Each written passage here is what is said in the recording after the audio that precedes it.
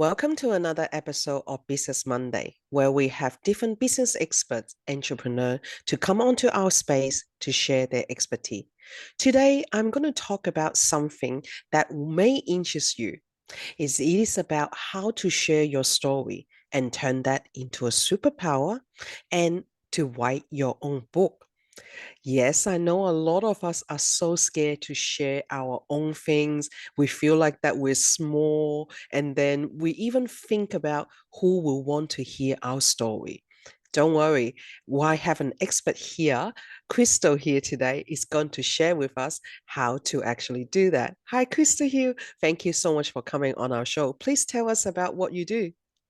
Hi, Martha. Thank you so much for having me here. It's a pleasure to be here and share with your amazing community all about increasing confidence around writing and storytelling.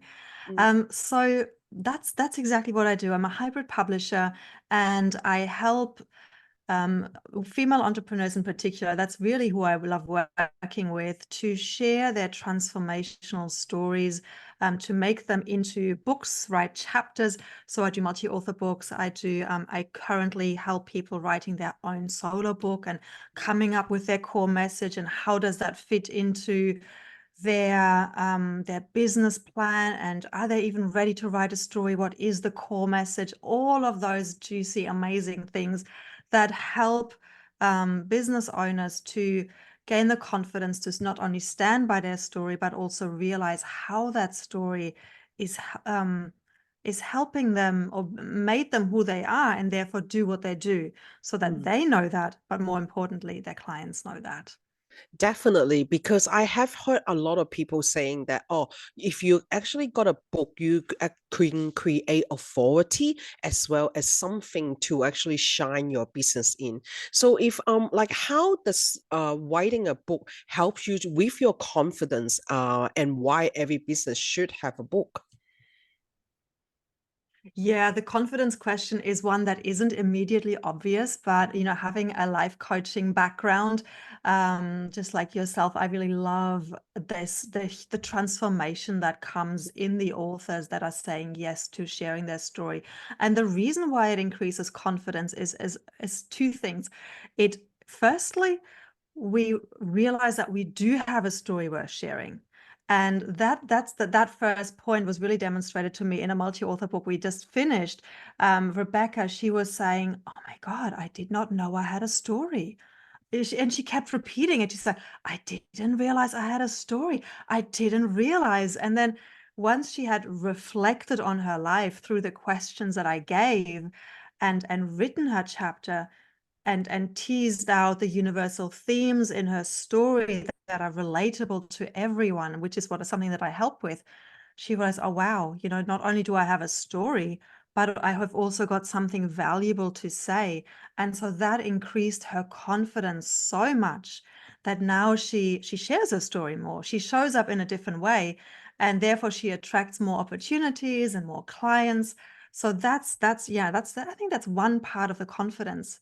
There's another part why and how it increases confidence, in that sometimes when we review our life, it actually can bring up hidden pockets of shame. You know how there's so many layers to our stories, and sometimes we think, oh, I thought I dealt with this. Why is this coming up again? I don't know if you can relate, or those of you watching, it's like, oh my God, I thought I'd done with that. And here it is again, staring me in the face, this old monster that I thought I dealt with. And so these things sometimes come up when we write our story. And there's another layer of healing that happens, another layer of completion.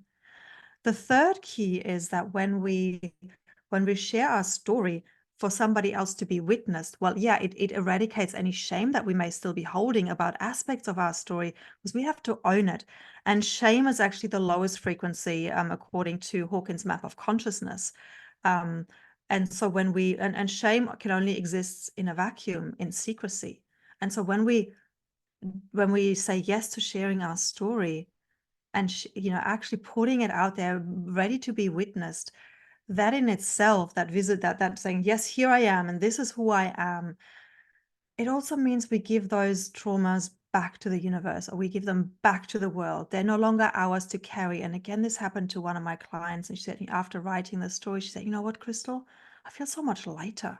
I feel like I don't have to carry this by myself anymore. It's just back, I've released it back into the universe, back through the world.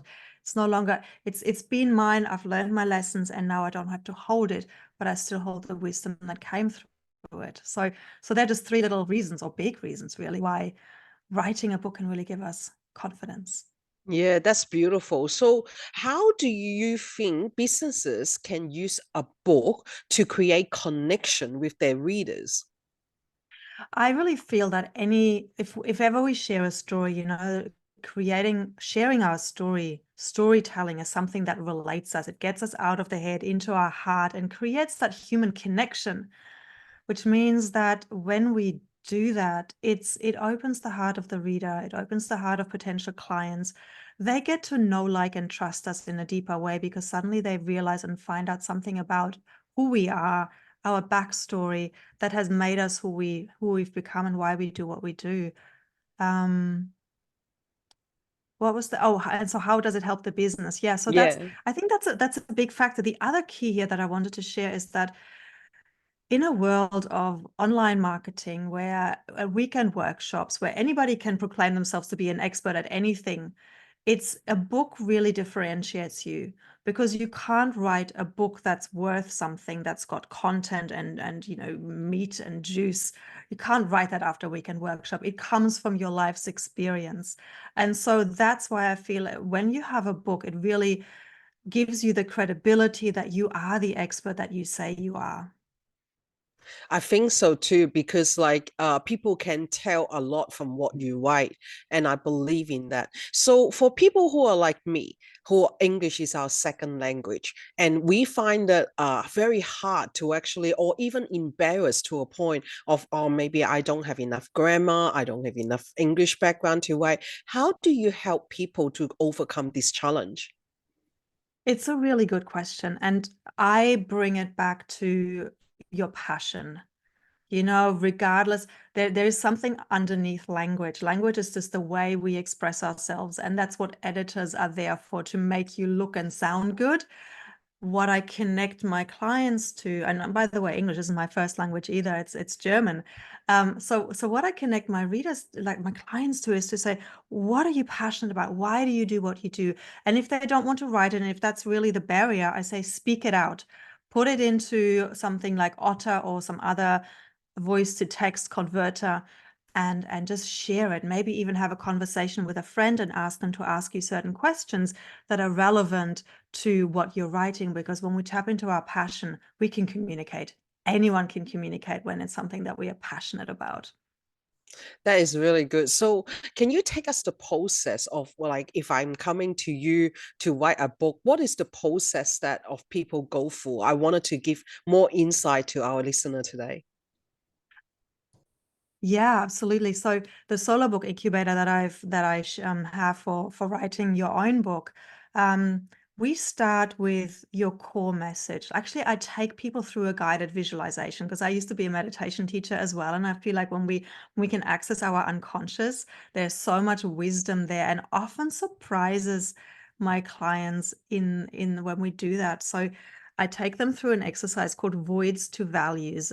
And it's based on Dr. John Demartini's saying that our voids create our values.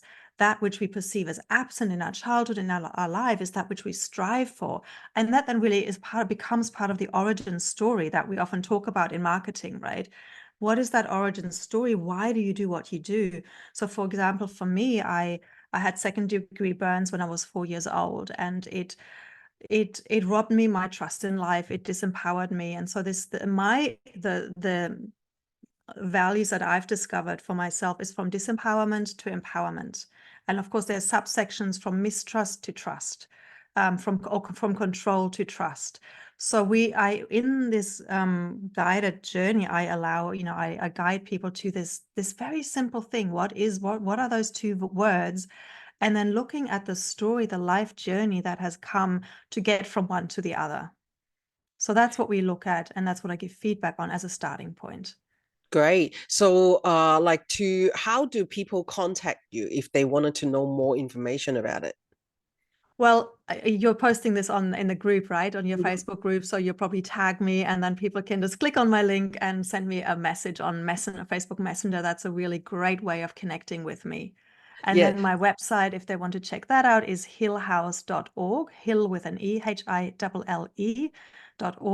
And there's more details there as well about everything that we do. that sounds amazing. So if there's one more thing, one more tool that you can share with us so we can actually start on this journey, what would that be? So a writing tool that I can share is, gosh, there are so many, but if it's just one,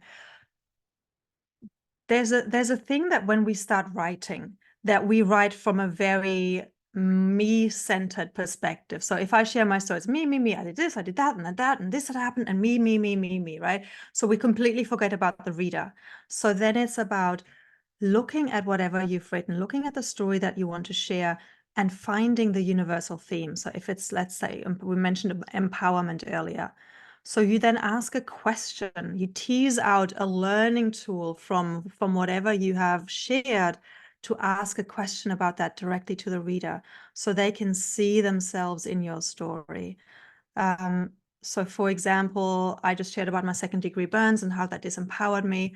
After, if I'd shared that whole story, I would say, and I'm curious, what was one event in your childhood that disempowered you? So then they're thinking about that theme of disempowerment. They're relating to your story through themselves or through their own story. And that's really the key. Share your story through the lens of the reader, like for the reader, not for yourself. Always think, what is the reader getting out of that? Because they're asking what's in it for me. Otherwise, they may not be interested in your story. So I think that's a really important tip to the first draft. The first piece of writing is always me-centered because we've got to get it out of our system first, right? We've got to, and then we refine and saying, okay, so how is this valuable for the reader? What is the universal theme? How can I relate it to their life? Mm. And when you do that, then you connect with the reader in such a deep way that they not only have realizations, but they even have transformations. That sounds amazing. And I think that's what it feels like when people say that, hey, I resonate with you. And I think that as an author myself as well, I feel really empowered when every time that I write and people actually say, wow, I really resonate with your story because we are triggering them and showing them that there is another way, there is another path, and we are the role model expert to show that. Thank you so much, Krystal, for sharing your advice, your knowledge with us. It has been such an enjoyable talk. So for all our listener and readers, if you wanted to actually contact her more, I will put her contact into the show notes for us to share. Thank you once again, Krystal, for joining us today. And thank you to all our listeners and readers. And I look forward to see you on next week's Business Monday.